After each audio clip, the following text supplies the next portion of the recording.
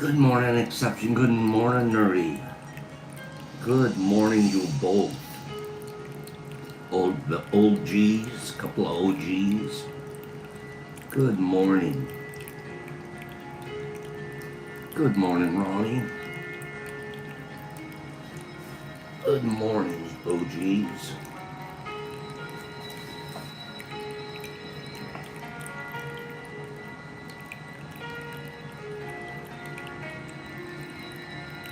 Good morning, HB. Good morning, Bubblegum. Isn't it amazing how the water makes the round crystal ball turn so fast? Hydropower. It's pretty amazing.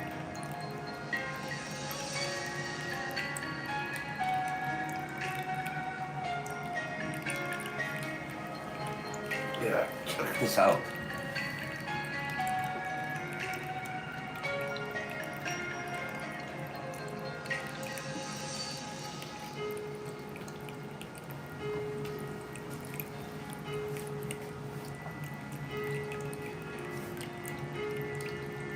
I love it.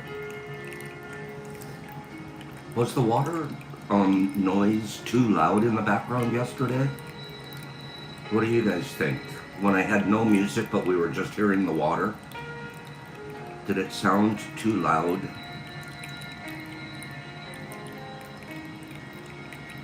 Yeah, me too, Bubblegum, the way the rat's right there in his lap. A lot of symbology there. A lot of Hindu symbology going on. Was the water noise too loud? Mellow, that's I was about to refer to you. I was gonna say Mellow made me think about it. She said it sounded like there was a leak. I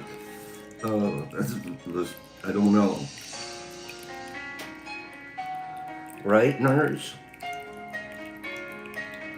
Your husband's not down with water noises?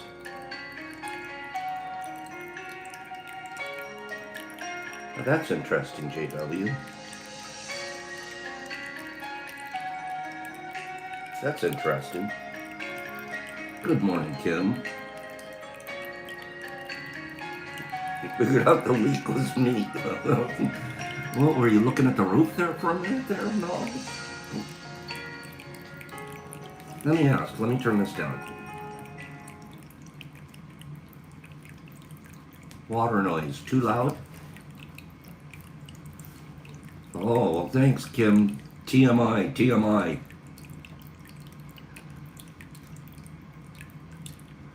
See, it doesn't sound as loud as in person as it did on the feed when I played back a portion of the program yesterday.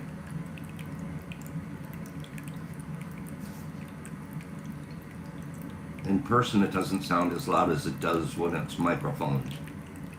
So you guys are actually hearing it louder than I am. Give me a couple of other opinions besides leaky mellow.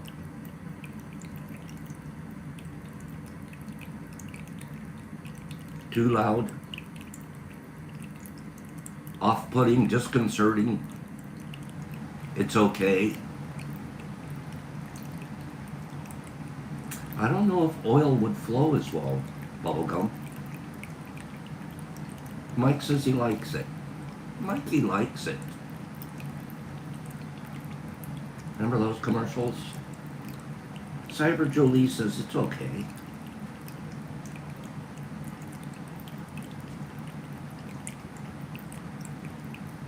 Oh, I dig a wind chime. Corey likes it. I think we'll leave it then. We'll try it again today. Charles Schwartz, thank you for checking in. That's kind of you. Good morning, everybody. Make sure you go to your chat options and change it from top chat. Good morning, Rodman. Go change it from top chat to all chat, and then you'll see everybody's comments. Yesterday I didn't remember for about 15 minutes, and then all of a sudden I changed it and I saw everybody. The water, I hope you guys don't mind the water. Personally, I love, love, love the sound of running water. I'm sure that it speaks to my Aquarius, the sign, my zodiac sign. I'm an Aquarius. I've all my life loved water. I love boats, I love water, I love being on the water. Not so much in the water. I don't need to be in the water, but I want to be on it or right next to it. Babbling brooks. No, stop it with the leak. You keep making me look up at my roof. Good morning. Good morning. No, you can keep it up. I'm teasing you.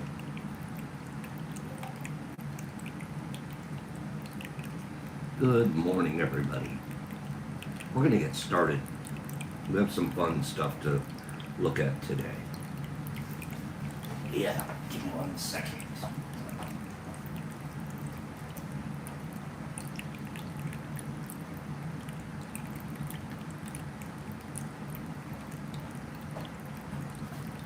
I'm going to show you guys a little, get back pops. I'm going to show you guys a little comedy routine. A little comedy routine that I'm sure will resonate with the sarcastic stoners among us. Okay? Quick little comedy routine.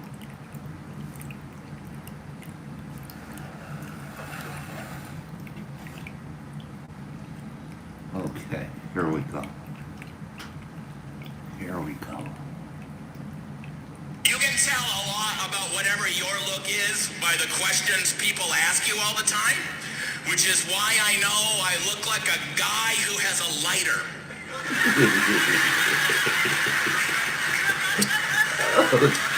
This guy is I great. don't have one, by the way. I don't.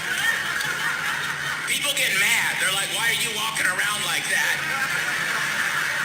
If you're not going to have the proper equipment. Is it your first day undercover? That's kind of my look. First day undercover. Like I bought a wig. I'm like, you kids blaze up doobies? Or... I party. I live in this state. I know marijuana is legal. I'm also going to admit I was too old when it became legal. It's been 10 years, and I'm still like, this might be a setup. They're like, no, walk into the building, buy it. I'm like, nah. No! I got a guy. Nice try, though. Even if I buy it in the dispensary, I still smoke it in the alley behind the dispensary. You get hired by a dumpster. That's science. It's true. I'm glad it's legal, but marijuana has a wine level of snobbery to it now, and I'm about done with their If you go to the weed store, first of all, they start talking. They're very friendly. I don't like that at all. Customer service with my drugs? No. Take off your name tag. You should own a lizard. What the is happening?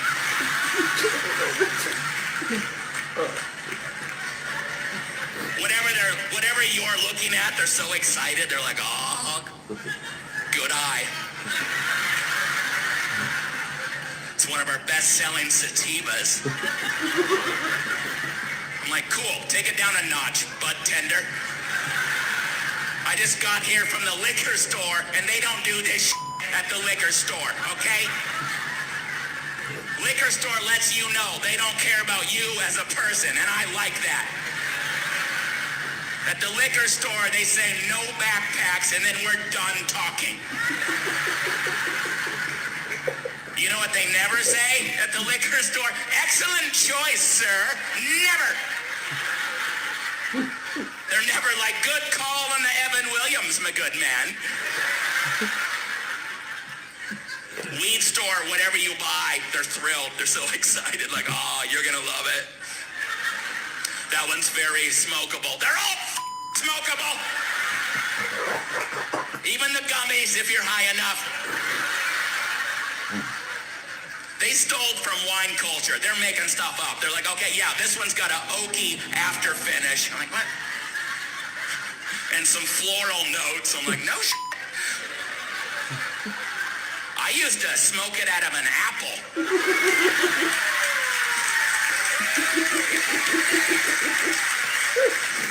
You got anything with a fruity after finish? Or you got any aluminum notes?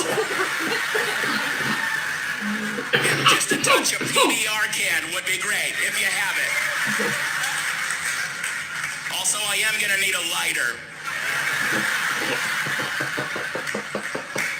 This is an old man thing to say, but I'm going to say it. The weed is too goddamn strong. It's so strong. Get off my lawn. It's so strong. Even the names of the weed are so aggressive. This one's called Alaska Thunderfuck. Like, whoa. This one's called Abandon Your Family. Like, oh, okay. You got anything called Chill Out on a Weeknight back there? Is there a strain called I Do Have a Thing in the Morning? I'm trying to relax. I don't need to see Jesus. Or worse, think I am Jesus. When you look like me and get high, that's a possibility. I've walked past a mirror before, like, he's here.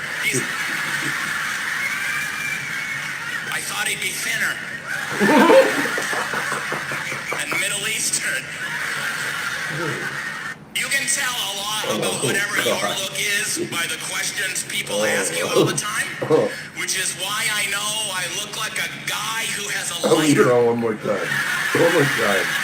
The aluminum notes is the best line. I don't have one, by the way. I don't. People get mad. They're like, why are you walking around like that? If you're not going to have the proper equipment. Is it your first day undercover? That's kind of my look. First day undercover. Like I bought a wig. I'm like, you kids blaze up doobies? Or I party. I live in this state. I know marijuana is legal. I'm also going to admit I was too old when it became legal. It's been 10 years, and I'm still like, this might be a setup. They're like, no, walk into the building, buy it. I'm like, nah. I get it. It still I makes got me it, nervous. guy. Nice try, though. Even if I buy it in the dispensary, I still smoke it in the alley behind the dispensary. You get higher by a dumpster. That's science. It's a fact. I'm glad it's legal, but marijuana has a wine level of snobbery to it now, and I'm about done with their If you go to the weed store, first of all, they start talking. They're very friendly. I don't like that at all. Customer service with my drugs? No. Take off your name tag. You should own a lizard. What the is happening? Your supply guy always has a lizard. Whatever you're looking at, they're so Good excited. morning. They're like, oh, good eye. It's one of our best-selling sativas. I'm like, cool, take it down a notch, bud tender. I just got here from the liquor store, and they don't do this at the liquor store, okay? Liquor store lets you know they don't care about you as a person, and I like that. At the liquor store, they say no backpacks, and then we're done talking. You know what they never say at the liquor store? Excellent choice, sir. Never. They're never like, good call on the Evan Williams, my good man. Weed store, whatever you buy, they're thrilled. They're so excited. Like, oh, you're going to love it. It's true. That one's very smokable. They're all Oh, smokable. Mike, some people got here late. Even Run the on this one more gummies, if you're time for high everyone. enough. They stole from wine culture. They're making stuff up. They're like, okay, yeah, this one's got an oaky after finish. I'm like, what? And some floral notes. I'm like, no shit. I used to smoke it out of an apple. This is for the crowd. You got anything with a fruity after finish? Or you got any aluminum notes? Yeah, just a touch of PBR can would be great if you have it. Also, I am gonna need a lighter. This is an old man thing to say, but I'm gonna say it. The weed is too goddamn strong. It's so strong. Get off my lawn. It's so strong. Even the names of the weed are so aggressive. This one's called Alaska Thunderfuck. Like, whoa. This one's called Abandon Your Family. Like, oh, okay. You got anything called Chill Out on a Weeknight back there? Is there a strain called I Do Have a Thing in the Morning? I'm trying to relax. I don't need to see Jesus. Or worse, think I am Jesus. When you look like me and get high, that's a possibility. I've walked past a mirror before, like, ah, he's here. I thought he'd be thinner. And Middle Eastern. You can tell a lot about whatever your look is by the questions people ask you all the time. Thank you for indulging me with that. Oh, there's so much to unpack in that. Oh, that guy's talented. Great writing. Great writing. Every one of us understand it, especially the older you are. Is that not funny? I know I played it twice, but some people joined a little bit late. Good morning, everybody. I love the. You got anything with aluminum notes? Every single person in the house understood what he meant. Great. You get higher if you smoke it by a dumpster. Do you remember hiding behind a dumpster and hitting that joint? Oh, I still think it's a setup when we go in the dispensary. No, I'm not going in there. Oh. Anyways, thank you guys. Funny stuff. Great routine. Great routine. Okay. Is that what it is, Herbie? You're adding a little adrenaline in there to the high? Okay. Oh, great stuff right there. Really funny. Thank you for letting me run that twice. I'm the kind of guy that laughs harder the third and fourth time. I've heard it and I will still laugh my tail off. I'm that guy. I don't know why. I laugh harder the second time. Usually I know I missed something. Is that right, Bubblegum? That was a great routine. You sarcastic stoners all know exactly what he's talking about in there. Accidental discovery. X-ray vision. Rontgen's radiant revelation. In 1895, Wilhelm Röntgen didn't just stumble upon the X-ray. He lit the way for modern medicine while experimenting with cathode ray tubes. He noticed a mysterious glow piercing through thick cardboard. The real aha moment? When he saw the bones of his hand projected onto a screen. Naming it X for the unknown, Röntgen captured the first X-ray image of his wife's hand, complete with her wedding ring. Spooky science turned revolutionary. Microwave magic. From melting chocolate to a kitchen staple, what do radar tests and popcorn have in common? In 1945, engineer Percy Spencer noticed a chocolate bar melting in his pocket during a radar experiment. Curiously, he tested popcorn kernels and voila, they popped. This sparked the invention of the microwave oven. Spencer's first version, called the radar range, was the size of a refrigerator, and it cost a small fortune. But it forever transformed how the world cooks. The original year of discovery, 1945. Original size, 6 feet tall. Initial price tag, $5,000, which in today's money would be $58,000. One more accidental discovery. Dr. Harry Coover accidentally created a substance that stuck to everything in 1942 while trying to make clear gun sight plastics.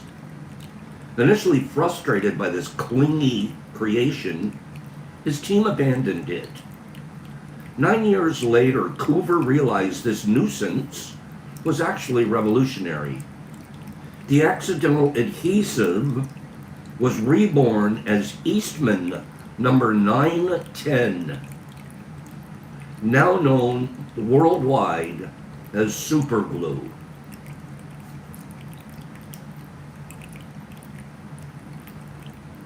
Interesting facts there, huh, you guys? We'll do a couple more of those this week. Running a little shorter on time because I ran that comedy routine twice, but I thought it was going to be fun to play with us.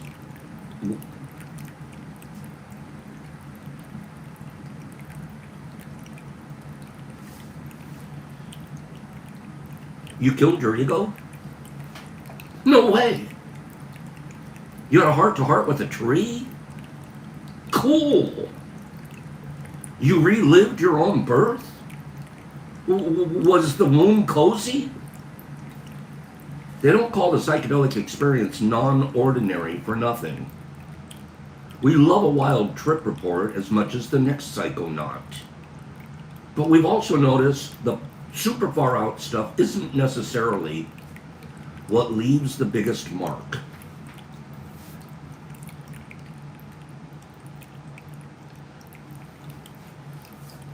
We asked some of our favorite facilitators, what are some of the most,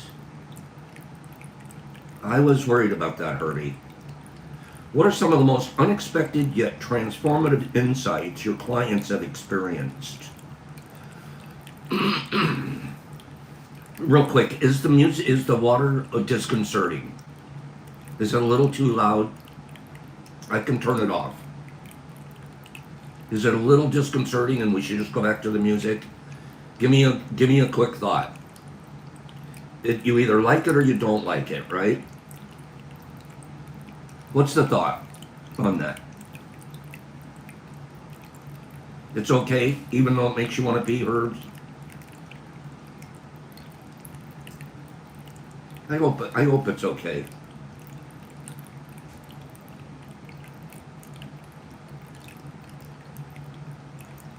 Thank you. Thank you, Cyber. Thank you, Greenie. Thank you, Neo Simplex. By the way, good morning. Permission to be yourself. I'll leave it on for today and we'll see where we go. I love it. I love it. You guys are hearing it louder than me, though. The microphone really picks it up. Okay. If I do a little bit of music too, let's see.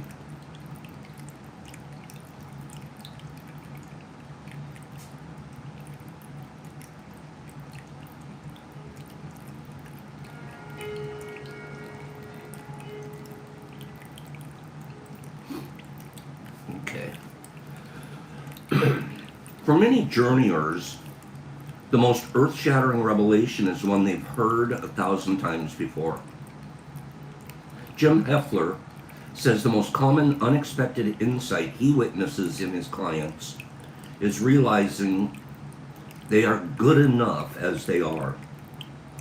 It may not be surprising to others, but to the participants, this is life-changing. Amy Charlesworth ties self-acceptance to agency. Clients arrive consumed by anxiety and depression, only to discover their own power to control their own reactions. As she puts it, psychedelics help us remember we are actually able to be in control. It just takes practice. Michelle Harrell adds that the shift from powerlessness to personal agency is deeply liberating. It may seem obvious in hindsight, but before their psilocybin experience, many don't see it as a real choice. Several facilitators describe moments where clients stop beating themselves up and develop more self-compassion. Kate Schroeder captures the pattern well. Clients are often stunned to discover that their defenses aren't enemies, they're guardians. What once felt like pathology reveals itself as protection. I read these every week, the facilitator reports, because I'm very close to my final certificate. I just have to put some more hours in doing the work. And then maybe they'll cold pop someday. Michelle Ertl sees something similar with clients navigating chronic illness. They realize they've been punishing their body in response to their diagnosis by not taking care of themselves. Then after a journey, they want to be present and they want to love their bodies again. Leta Juisola describes a similar shift, where clients arrive at a clear, embodied realization like, I don't have to abandon myself anymore. That's beautiful. Mickey Volt frames it in the language of parts work. She sees clients reconnect with parts of themselves that once felt gone, exiled, or inaccessible after wounding, leading to a softening or a disappearance of harsh internal dialogue and a deeper self-acceptance. According to our facilitators, the most transformative insights tend to arrive as whispers, not shouts. Scott Bird recalls a driven client who sat up quietly and said, I think I need to slow down. I've been pushing so hard that I've been missing what actually matters in my life and in the people around me. Good morning, MVP. Michelle Morolo has witnessed clients in their 60s and 70s process childhood traumas and arrive at a place of forgiveness or compassion for their perpetrators. Others have finally let go of deceased loved ones. Benjamin Dancer explains the through line. Clients see a map to their own healing.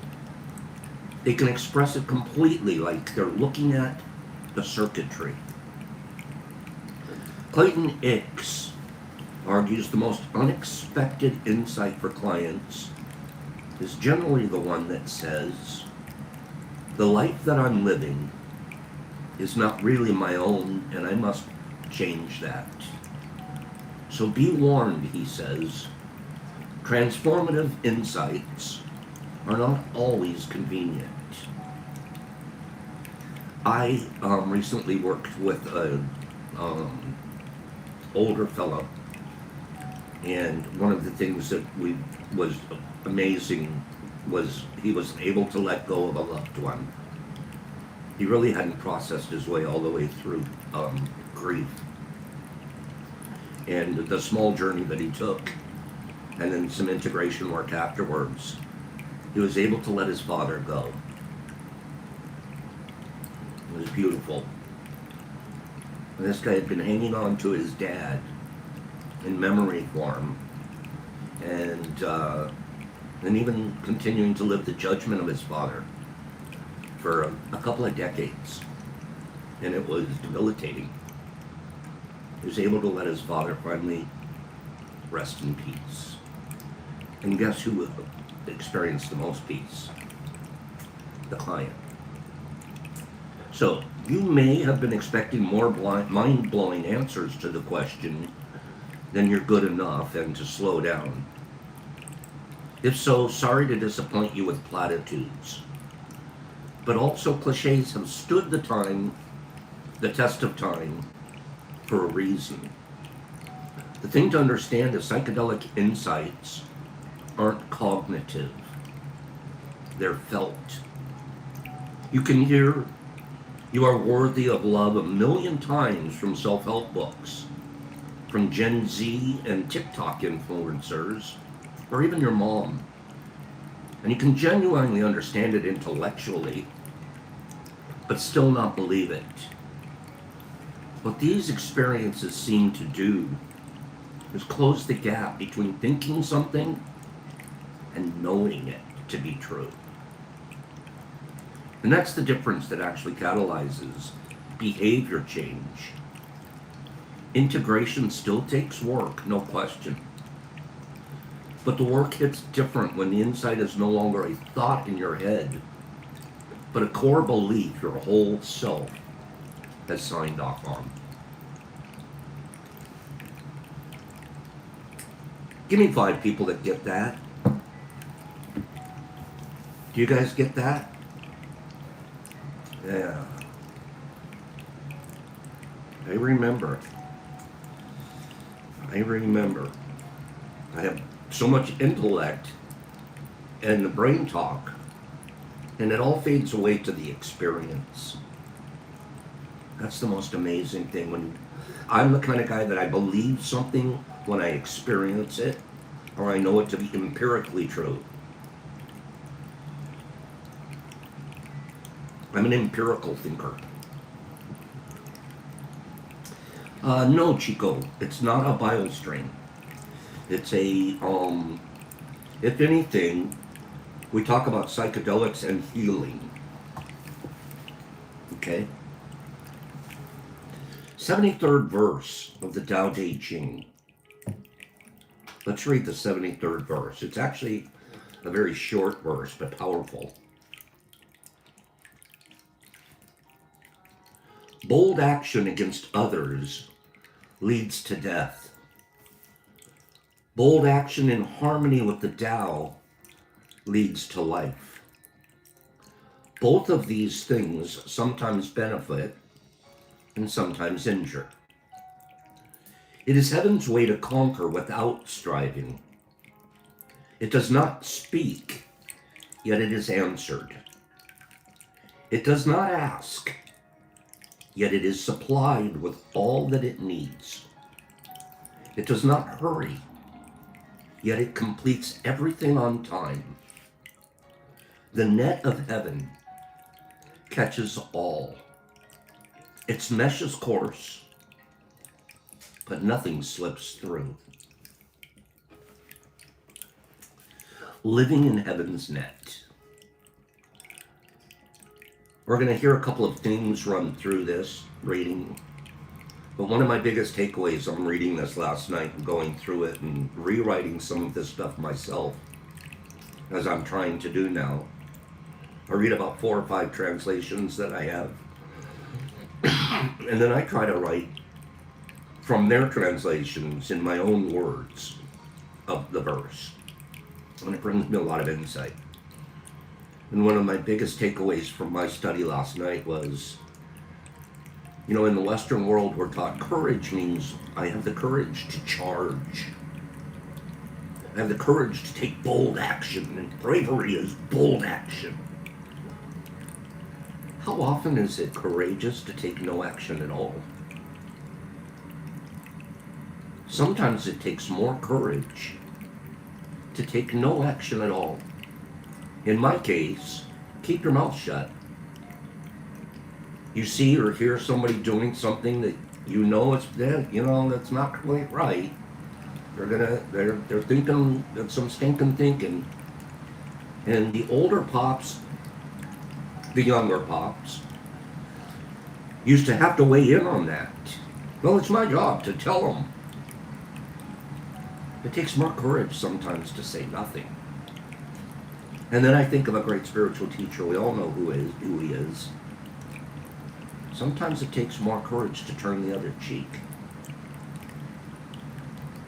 Anybody could hit back. We're taught, Western world, my program came, they hit you, you hit them harder. You hit back harder.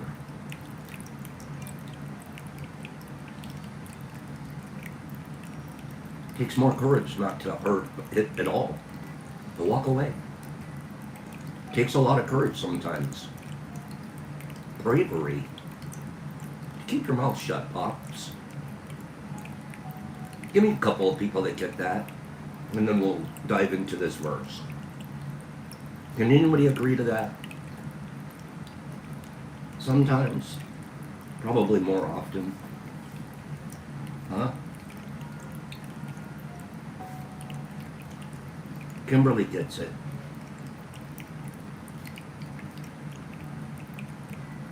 I don't have to weigh in on everything. I can watch two people go at it and step back. That's their... And I want to dive in and straighten it out. I want to put my referee shirt on. I'm not their referee. Once again, you're asked to see the Tao through paradoxical lenses. After all, what is the net of heaven? It is the invisible world wherein all the 10,000 things originate. And while it appears to have many openings, the way to escape the inevitability of the intentions of the Tao, no one and no thing can exist beyond what the Tao orchestrates. Here in the 73rd verse, you're encouraged to be respectful, cautious under the net of heaven. All the translations I've studied tell me this. Here's one of the translations, for example. This particular Chinese, ancient Chinese philosopher, when he translated this verse into modern Chinese, said it like this. He really shortened it. He said, reckless bravery equals death. Cautious bravery equals life. Therefore, the sage behaves in a cautious manner.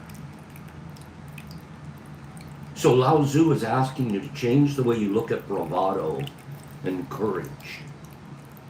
Rather than seeing these as qualities that are admirable, he asks you to be less of a dauntless hero and more vigilant and alert in order to live in the great way.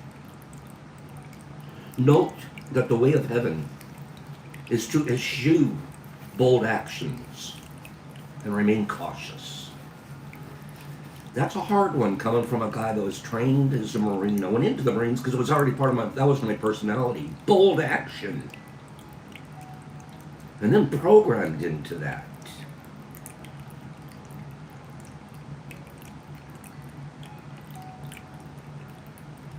We're actually asked to be the exact opposite. Lao Tzu offers us 4 examples of how the net of heaven holds everything within its grasp, without having to be forceful or reckless. And you're encouraged to emulate these in your understandings. Number 1, It is heaven's way to conquer without striving. See how the Tao is peaceful and silent, but it always conquers. No human can command the sun to cool down, or ocean currents to stop, winds to subside, rains to cease, or the crops to quit growing. This is all handled naturally and perfectly, without any effort by the Tao. Nature always wins, because the Tao simply does it all without needing to attack or strive. Be like this, and relax in heaven's net. Number 2. It does not speak, yet it is answered. Heaven's net is invisible and silent.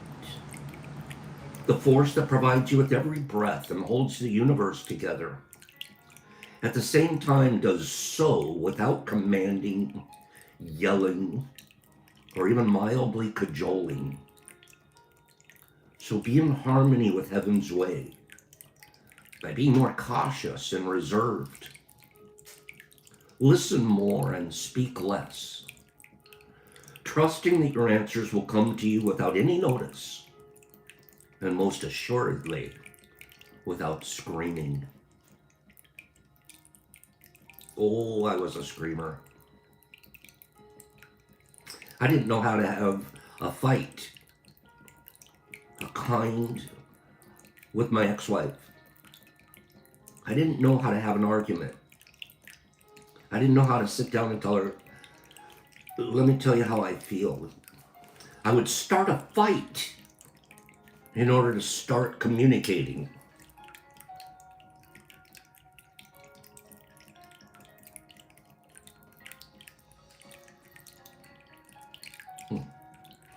Number 3, it does not ask, yet it is supplied with all that it needs. You have an infinite supply of all that you will ever need available to you. So you needn't demand anything or even ask for it. All is in divine, perfect order with heaven's way, and you're a component of that perfect order. Your supply will arrive if you require less, and you welcome all that shows up. Oh, that's good. Say that again. Your supply will arrive if you require less, and you welcome all that shows up. You simply cannot slip through heaven's net, no matter how many holes you may perceive there to be. Everything is arriving on schedule. By trusting in this, you'll be guided to a rendezvous with your destiny. And you'll marvel at how it all comes together without your asking or demanding. Number 4, it does not hurry, yet it completely... Here, we'll just turn it off. I had a feeling it was a little loud. Thank you. It does not hurry, yet it completes everything on time. How can the Tao hurry up? Imagine giving such a request to heaven. I'm tired of winter and I insist that you bring spring flowers in the middle of these long freezing nights. I want my potatoes today, even though I only planted my seeds yesterday. Hurry up, I insist. The Tao works with divine timing, so everything is completely precisely as it should be. You're invited to slow your pace so that it harmonizes with heaven's way. Even if you think what you want is late, in reality, it is all on time. This really resonates with me. I wanted everything quick. I wanted the promotion immediately. Well, after all, I'm the best guy on the crew. I should be promoted. Dude, you've been here 3 weeks. Yeah, but I'm the best and I'm the fastest and I'm the smartest. I deserve that promotion before the guy that's worked here as a slave for 20 years. Well, I'm better than he is. I should get the... I lived a lot like that. Striving, pushing, expecting it now. Things come at the time they're supposed to, Pops. If you're supposed to be promoted here, it'll happen when it's supposed to happen. And I can use that example so many other places in my life where I wanted it now. The more you hurry, the less gets done. Dr. Dyer uses a couple of examples. I'm going to read this one. Try rushing through a shower after running a 10K and notice how your body continues to sweat profusely. Then try slowing your mind down, relaxing and allowing the water to course over you. And notice how your body feels clean without sweating in the same amount of time that you used to use for your hurry up mode. Even if your ego doesn't grasp this, this is the truth. Everything is on time under heaven's net. Speaking to the hare, didn't know how to be a turtle. There wasn't a turtle bone in my body. I was a hare. Out of the gates fast. Zoom, zoom.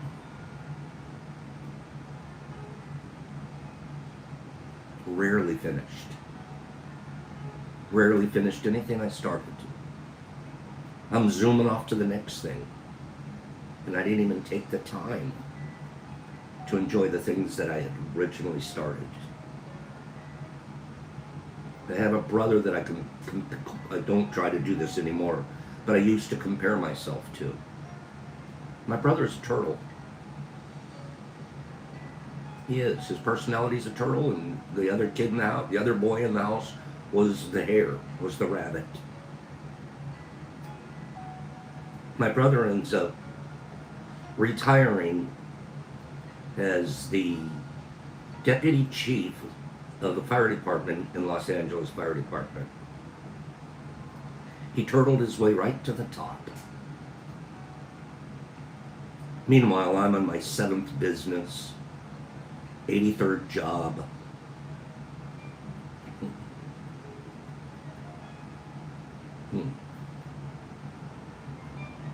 Never taken the time to just turtle my way. I feel more turtley today. What follows is Lao Tzu's advice for you today as you peruse the 73rd verse. Don't see caution as weakness or an expression of fear. Instead, view it as a way to step back and allow events to unfold naturally.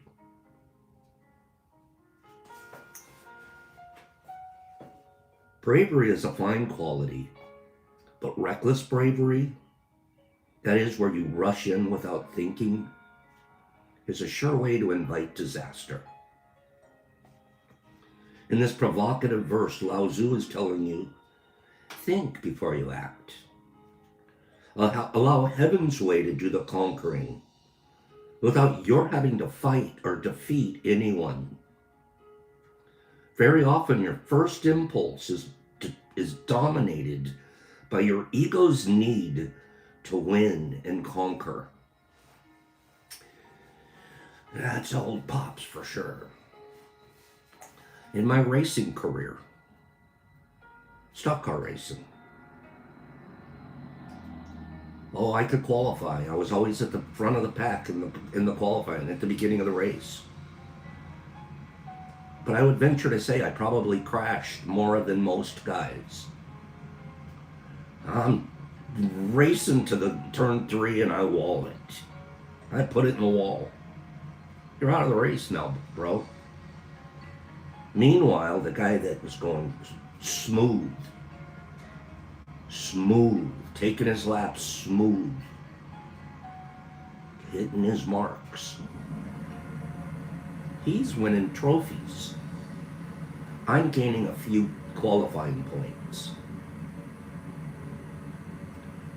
I could tell you guys, I never won a single race in my stock car career. Not one.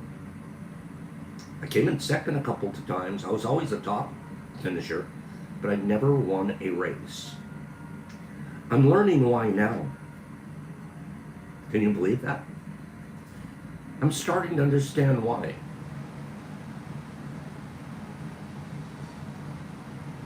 Because I was pushing too hard, racing too fast.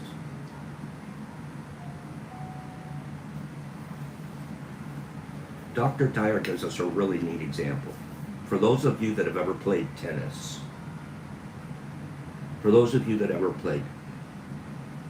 he says, I saw this as a competitive tennis player.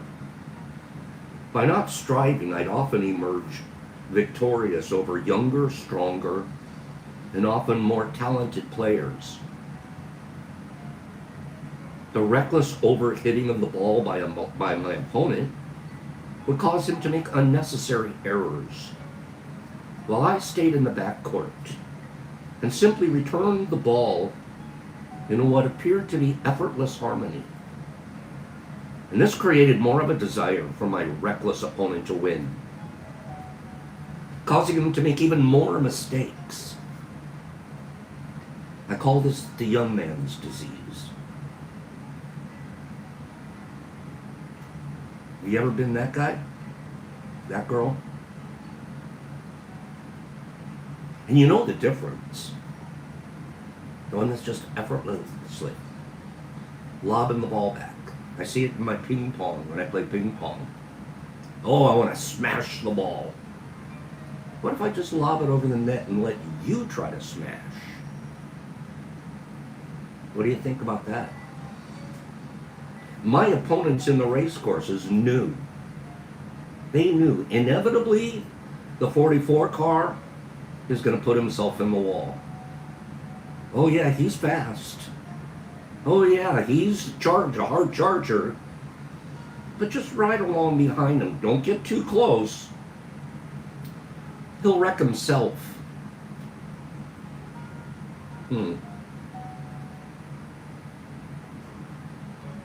Is any of this making sense to us? Anybody hearing me? Give me 5 people that this is resonating with just a little bit. Some of you are turtles, so you already know it. Some of you had already figured this out. It took me till now to figure it out. But there's things in your life you've rushed into.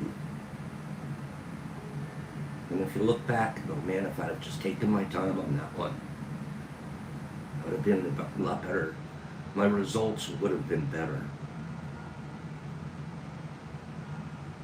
If I'd have just been in harmony with the Tao, I wouldn't be feeling the pain.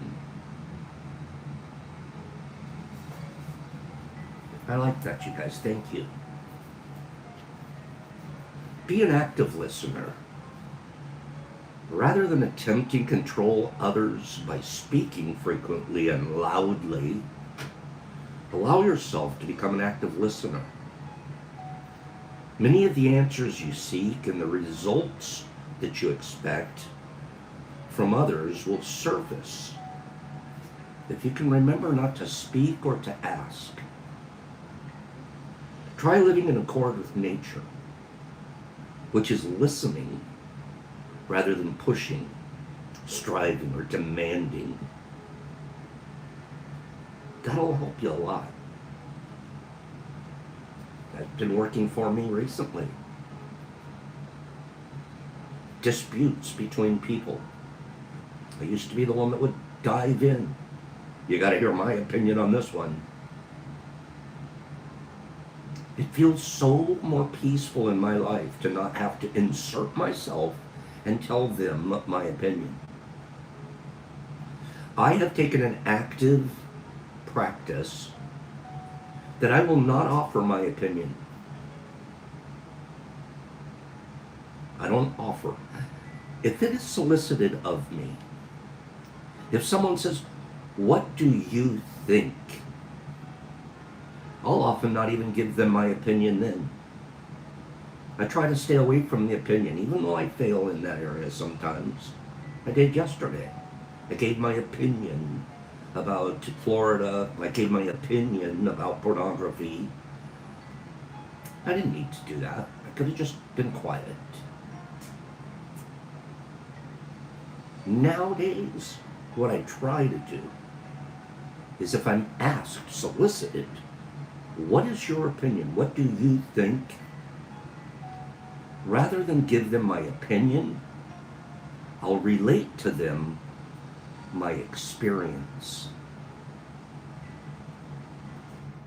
I'll say, "Well, let me tell you what I experienced. I can only give you my frame of reference. It's not an opinion. It's an action, or it's an experience that I had." I hope that gives you I hope that helps you work towards your answer.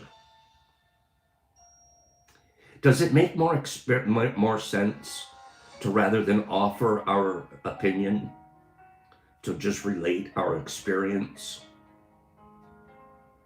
Does that make more sense? What do you guys think? There's some of us that are like serial opinion givers. Serial opinion. Oh, the old Pops was a serial opinion giver. I mean, after all, I know everything. After all, I can speak really loudly and I have big words.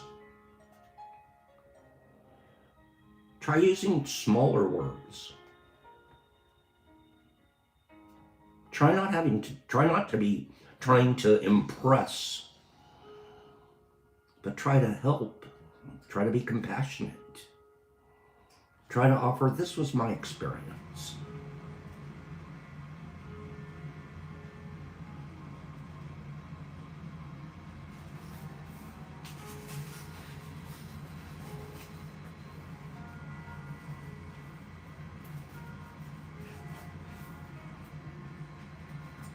Do the Tao now. We'll do this here in a second. Let me look at a couple of my Chinese friends. What did they say about this verse? A couple of my Chinese philosopher friends that I listen to nowadays.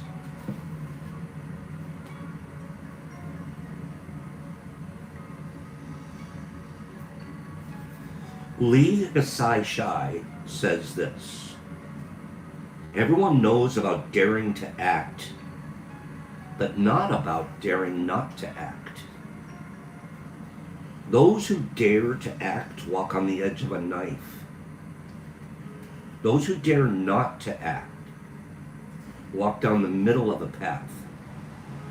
Of those two, walking on a knife edge is harmful, but people ignore the harm.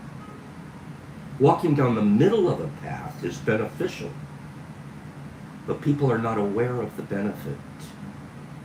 Thus it is said, people can walk on the edge of a knife, but not down the middle of a path." I could honestly relate to you that I spent a good deal of my life walking on the edge of a knife.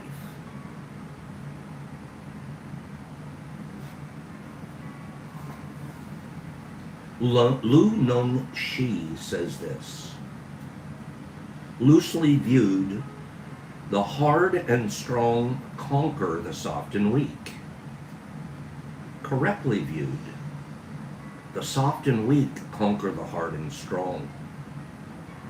Hence, the hard and strong are what heaven.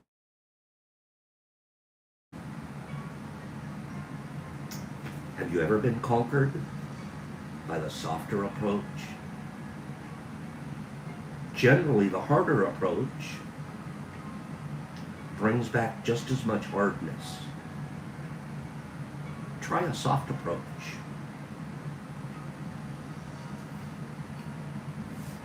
Li Hung Fu says, it wins because it doesn't fight. It answers because it doesn't speak.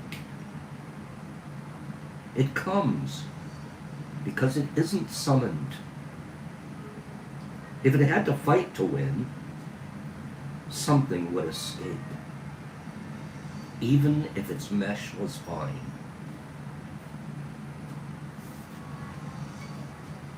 And finally, Wu Chang says, because sages do not kill others lightly. Evildoers can slip through their nets, but not through the net of heaven. Heaven does not use its strength to fight against evildoers as humanity does. And yet it always triumphs. It does not speak with the mouth as humanity does. And yet it answers faster than an echo. It does not have to be summoned, but it arrives on time. Evil has its evil reward. Even the clever cannot escape. Heaven is unconcerned and unmindful, but its retribution is ingenious and beyond the reach of human plans. It never lets evildoers slip through its net. Sages do not have to kill evildoers. Heaven will do it for them.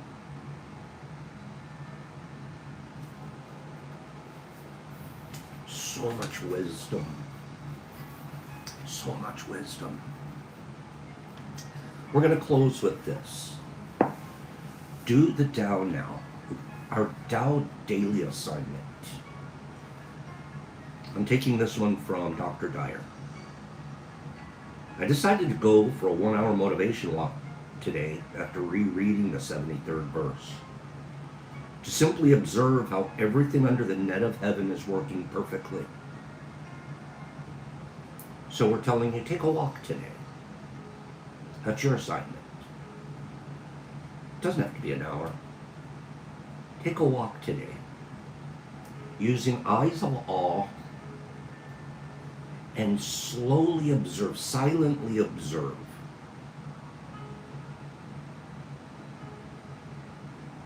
You'll observe how everything under the net of heaven is working perfectly. I noticed the silent sun nourishing the land and providing light for us all. I stepped back and I watched bees flitting back and forth between flowers. And I stood there amazed by the invisible life force growing green bananas in a clump at the top of a tree. In all, I was just an observer of the divine, invisible, silent, effortless Tao at work, realizing that while it's in no hurry, it's still getting everything done on time. Those green bananas will ripen in course.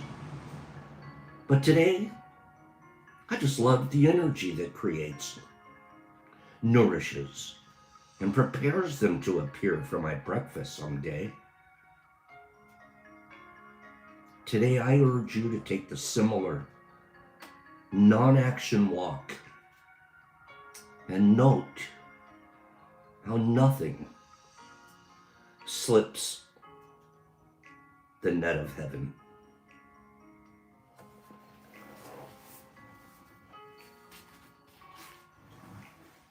Four things. Be impeccable with your word and your actions. Be careful. Be cautious. Be economical. Be frugal. Not everybody needs to hear from you. Don't take things personal. Agreement number 2. When somebody's saying something, it's about them. It's not about you. Silently listen and bravely walk away. Have the courage to not take it personal. Anything. Third agreement. Make no assumptions. Don't try to speed things up. Don't have expectations that things will happen the way you expect. Trust that the Tao delivers exactly on time. You're getting exactly what you're supposed to have, exactly when you're supposed to have it. That's a hard one for us impatient types. But when you see yourself practicing that and slowing down, you live a different life, a life with less stress, a life with way less anxiety. Oh, talk to the anxious one. Way less. I don't have to be anxious because I don't have an expectation. I know that the Tao will deliver what it's supposed to deliver. I know that empirically now because I'm experiencing it. I didn't take the time to experience the soft delivery of the universe. I was too busy pushing for the delivery I wanted. When you take your walk today, do your best to look at the glory of nature through eyes of awe. Do your best today to be more silent, to be more kind, to be more patient, to be more compassionate, to be more thoughtful. Understand that whoever you're dealing with is a part of you, and you are a part of them. We're all human. There is none greater and there is none less. And no matter what they look like to you, they're the exact creation that the Tao wanted created. They're the exact one they wanted, that was supposed to be created that way. Remember that. It's a tough one. I go back to, I want that gangbanger to pull his pants up. Stop showing me your underwear. I want to pull over on the side of the road and tell him, young man, pull your pants up. He's perfect just the way he is. It's not my job to dress him. It used to be. No, I never did that, but I wanted to. And then you're driving down the road and you're anxious. And you're gripping your wheel just a little bit harder. All because you want to control. Young man, live your life the way you need to. And bless you. Are you guys getting today? Give me 5 people. Give me 5 people that can see courage in non-action. That can slow down. Oh, Herbie, get off my lawn. Can you see courage in non-action? Can you see bravery and not charging in and being in charge? Can you? It's a new way to look at it. And thank you to Lao Tzu and all of these philosophers and all these wise people that write this stuff down and give me a chance to study it.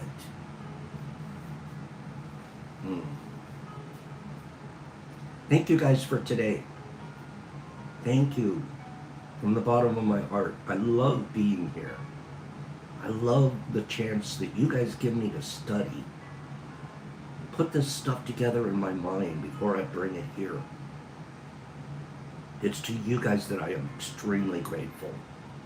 I'm not saying that as a platitude. I'm saying that as a truth. I come here and I don't want to be a rabbit or a hare. I don't want to race to something and not finish it. I come here and I become more turtle every day.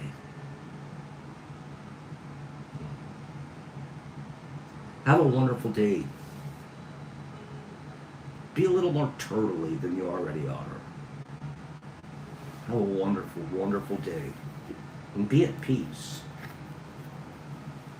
Find a place to share your humility and your compassion. You become a new creature. That's what it means to me to be born again. That's being born again. Have a great day, you guys. I'm going to scroll you out. I'm going to say goodbye to everybody that's here. Classic, I'm glad to see you. I love bees too. I have a friend that sends me honey. She's a wonderful lady out of Illinois. And she has beehives. And one of these days I would love to have a beehive, but I think it gets too cold here. That was like a bucket list. I would love to have a couple of hives and have bees. I'd love that. There's something amazing about bees to me. I love bees. And I'll tell you what, our environment couldn't survive without them, right? So good morning, Classic. Good morning, Kimberly. You are a golden bolden, I must say. Good morning, married Michael. That's Daniel. Good morning, Nippy. Nippy won a great good girl. Hip kitty, meow, meow. And then Cleany. Good morning, Cleanster. And Mellow, you make 'em on all day long. And Herbs. There's my Herbie. And Jesus Christ in Australia. Love you, Jesus. Mike the handsome butterball. And Joey D's. Joe D all day.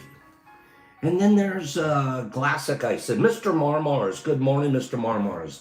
Give your dog a pet and a hug from Pops. And then there's, who else is here? Kimmy, if you pop on and say goodbye to everybody, if you're out there listening. Leroy, good morning, Leroy. I enjoyed you being here.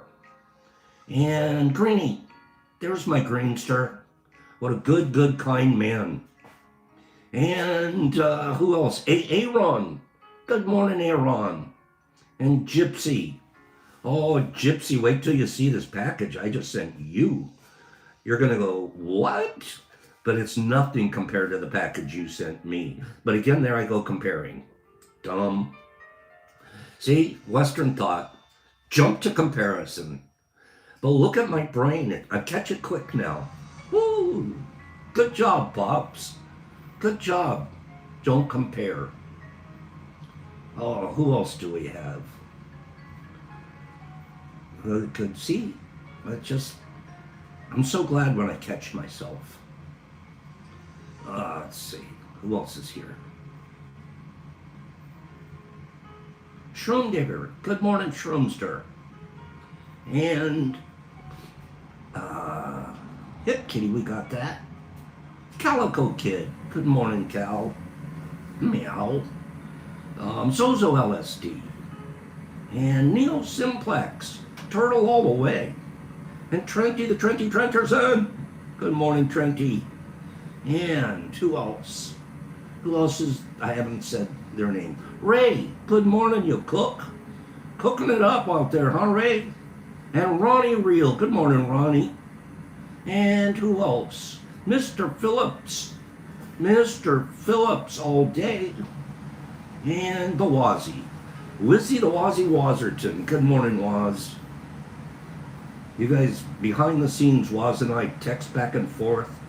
He's a hilarious dude, I want you guys to know. One funny man, but he's got a beautiful heart. Shroom Digger and Paige, good morning, Pidgey. And Smitty. I love Smitty. And who else? Who else is here? I'm scrolling. I think I got just about everybody. If I didn't say your name, like Cappy Pants. There's Cappy. If I didn't say your name, I'm sorry as I scrolled by. But I want you guys to all know I love you. And I thank you. And I ask you humbly to go be of service today in a silent way. Go be of service. Pops, peace, love. Pops out.